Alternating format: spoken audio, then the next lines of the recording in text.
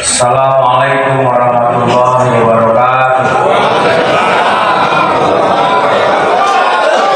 Alhamdulillah, alhamdulillahirabbil alamin, wassalatu wassalamu ala asyrofil anbiya'i wal mursalin wa ala alihi wa sahbihi ajma'in. Amma ba'd. Yang saya hormati Ketua Umum PWI Kiai Haji Dr. Abbas, Wakil Ketua Umum Kiai Haji Madudin, beserta para kiai-kiai yang hadir pada siang hari ini. Mohon maaf tidak saya sebutkan satu persatu, namun rasa hormat saya kepada para kiai-kiai tidak mengurangi pada kegiatan siang hari ini. Pertama-tama marilah kita panjatkan puji dan syukur kehadirat Allah Subhanahu wa taala.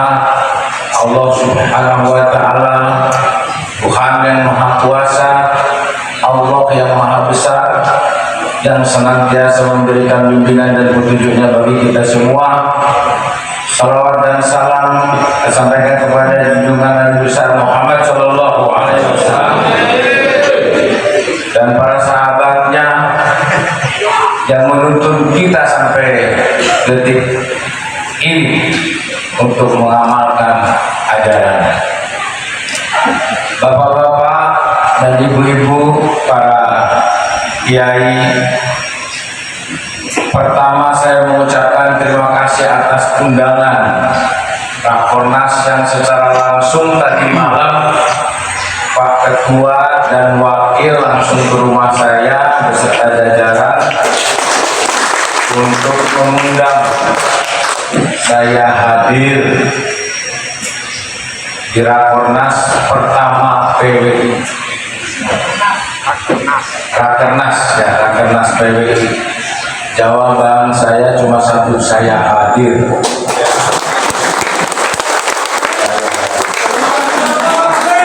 Ya, kelarasan wong serang boleh. Si Jemani sedulur wong Cirebon. Bengen pada lain. Jadi saya dulu santrinya di Bunter.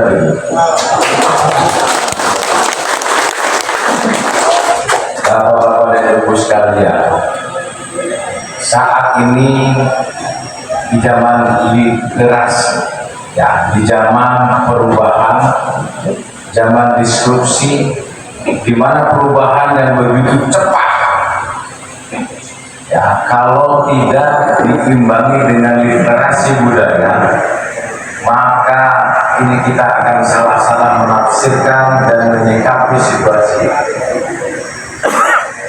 Media sosial begitu cepat hari ini terjadi dan hari ini juga, maka ramai di media. Kita lihat, kalau ini tidak kita sikapi dengan baik, maka kita akan terjebak kepada situasi yang tidak kita inginkan. PWI dibentuk, makanya saya ingin hadir karena berpegang teguh kepada Pancasila dan Undang-Undang. Dan PWI tunduk kepada hukum dan aturan pemerintah yang sah. Sehingga PWI hadir untuk meluruskan. PWI tidak pernah menyalahkan, tidak pernah membenci, tidak pernah memfitnah, tetapi meluruskan. Bapak-bapak dan ibu sekalian, kita lihat fenomena yang terjadi geopolitik maupun geostrategis saat ini. Di negara-negara Timur Tengah, Irak, Iran, Libya, Lebanon, Afghanistan, Syria, Yaman, Mesir, dan beberapa negara lainnya di lingkungan yang justru agamanya hanya satu, adalah agama Islam. Hanya dibedakan dengan dua suku, suku Syiah dan Sunni. Mereka bunuh-bunuh. Pertanyaannya, siapa sutradara? Ya. Kita tidak pernah tahu.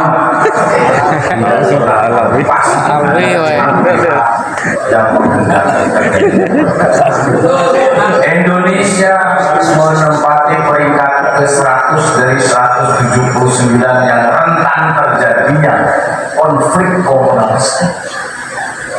Kita pernah terjadi gitu, PKI, DITI, Permesta dan sebagainya. Ini merupakan suatu pengalaman bagi kita. Jangan sampai ini terjadi kembali. Jangan sampai ini terjadi kembali. Di Timur Tengah hanya satu agama dan dua suku dan satu daratan. Bagaimana di Indonesia 6 agama, 17.000 pulau dan berapa ribu. Tadi betul dari Kiai Haji Komarudin disampaikan tentang perbedaan pada saat kita nonton sepak bola. Bersatu menyanyikan lagu tanah air Indonesia bersatu. Indonesia bersatu. Bapak-bapak ibu sekalian, pada abad ke-14 kerajaan Majapahit, kerajaan Sriwijaya, umat Hindu dan umat Buddha sudah hidup berdampingan. Sementara 660 tahun yang lalu di benua Eropa dan benua Amerika masih terjadi perbudakan.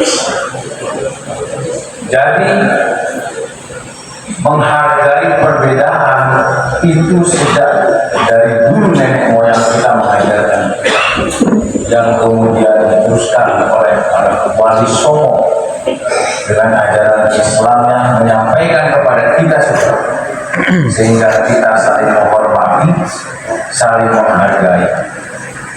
Walaupun berbeda agama, tetapi kita sama bangsa Indonesia. Nah, ini yang harus kita hormati.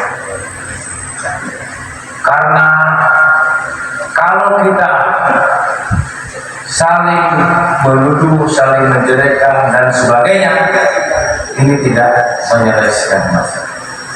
Islam mengajarkan ada 3, ada syariat, ada akidah, ada akhlak. Namun bahasa Indonesia mah ada Islam, iman, dan ihsan. Makanya kalau kita bangun masjid biasanya ada 3 rak. Atapnya itu ada iman, ada Islam, iman, dan Islam. Ini yang paling penting itu adalah di samping syariat, di samping iman, akidah, ada akhlak. Makanya waktu saya kepala staf angkatan darat, saya khusus merekrut tentara dari santri, khusus karena menurut saya santri mah akhlaknya sudah terjaga, akhlaknya sudah terjaga. Mau pendek juga nggak apa-apa, yang penting santri. Ya larinya kurang juga apa lah, yang penting 10 juz minimal itu.